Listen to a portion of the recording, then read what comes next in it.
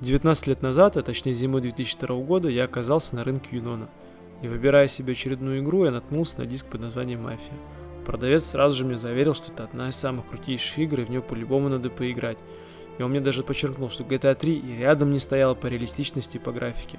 А так как GTA 3 была моей любимой игрой, и на тот момент ничего подобного в природе не существовало, то недолго думая, но на самом же деле после долгих месяцев выпрашивания этой игры у родителей, они все-таки дали мне денег на диск за очередное обещание хорошо учиться и все в этом роде. После многочасовой остановки, запустив «Мафию», она реально поразила меня своей графикой и реалистичностью, но самым главным, наверное, это все-таки своим уровнем сложности. В особенности в той самой непроходимой миссии автогонка. Что же говорить про автогонку? Она вообще, помню, мне зависал целыми днями на одной и той же миссии. В общем, эту игру не без помощи старшего брата я проходил как минимум полгода, если не год. Спустя 2 года после выхода ПК-версии, «Мафию» переиздали на консолях. И именно о PS2-версии мы поговорим в данном видео. Хотелось бы сразу же уточнить, что отзывы PS2-версии намного ниже, чем у оригинального собрата.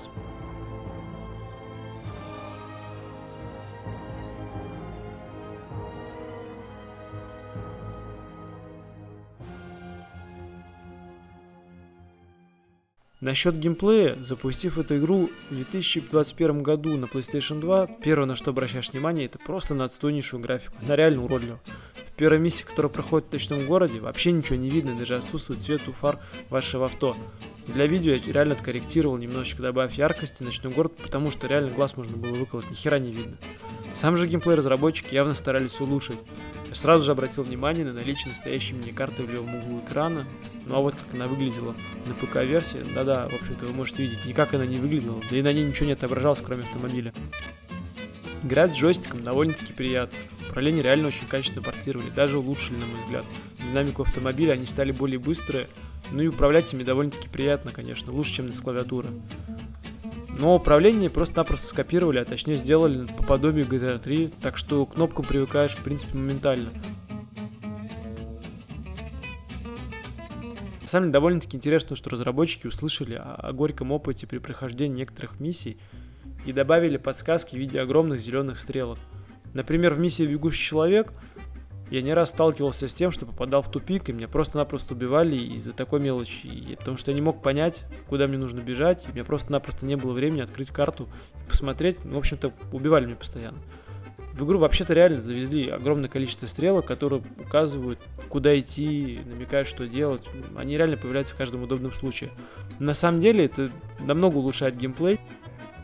Как сейчас я помню, в порту была просто непроходимая для меня миссия. Это был какой-то 7-й круг ада, и я реально не мог понять, что там делать и как проходить. Мало того, что я там постоянно умирал, так еще и когда я всех завалил, а это было, может быть, один раз, я просто-напросто не мог понять, что мне дальше делать. Я бегал всю карту и не мог догадаться, а какое же решение все-таки можно делать. Я думал, что у меня игра просто бракованная была, диск пиратский кривой, ну и так далее. В общем, зависли мы с братом на пару месяцев, пока кто-то не подсказал, что нужно перевести стрелку пути, чтобы цистерна покатилась и проломила ворота ангара. Если где-то поблизости находится оружие, то оно будет подсвечиваться, что очень даже напоминает GTA 3. В принципе, мы этого и не видели в ПК-версии. Пользоваться же самим оружием довольно-таки удобно, ну а вот прицелиться с пистолета не самая простая задача. Хотя, впрочем, в ПК-версии это было не так уж и просто.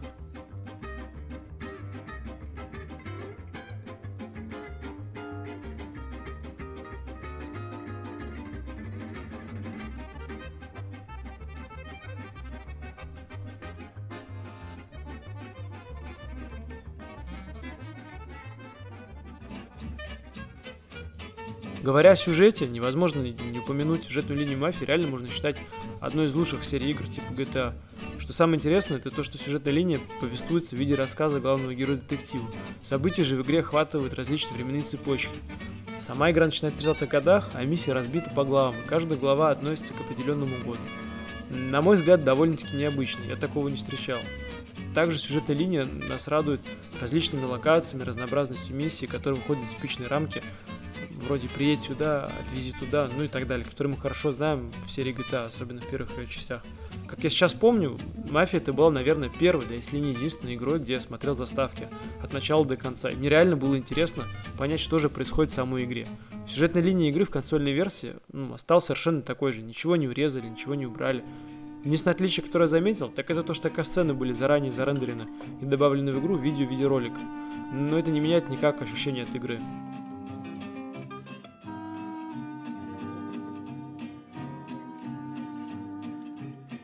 Говоря об одной из ключевых особенностей мафии, так это ее атмосфера. Это саундтрек, реалистичность игрового мира, мир 30-х годов. Все это создает просто невероятную атмосферу, погружает вас полностью во все происходящее.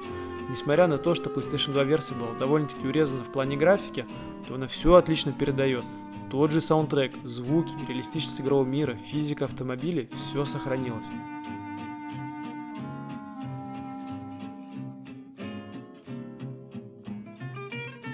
Да и вообще, говоря о мелочах и реалистичности игрового мира, в Мафии, например, если вы превышаете скорость и рядом проезжает патрульная машина, то вы получаете штраф.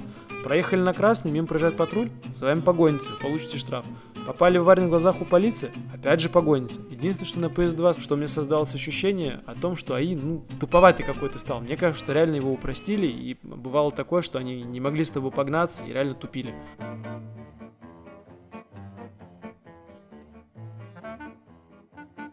Довольно-таки интересный факт, если вы никогда не играли в Мафию, в ней существует такая возможность, как заправлять автомобиль. Единственное, что этот режим не работает, если вы играете в карьеру, то есть вы можете заправлять автомобиль только в свободном режиме.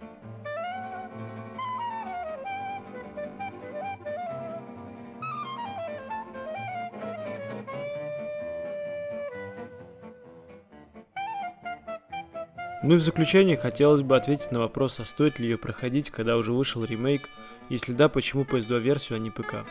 Ответ довольно-таки прост. В современной мафии, точнее в ее ремейке, физика автомобиля другая, часть диалогов дописана и заменена, да и внешность персонажа изменилась. В общем, если вы ищете аутентичный геймплей, то проходите оригинал. Ну и насчет версии PS2, на самом деле я прохожу не на PS2, а на PS3, на которой она без трудностей запускается через Hen. Но если кому интересно, могу снять ролик на эту тему. А после пропатчивания образа она вообще запускается в широком экране, и вы можете удобно расположиться в кресле или на диване и играть в мафию в 720p с довольно-таки качественным управлением при помощи джойстиков.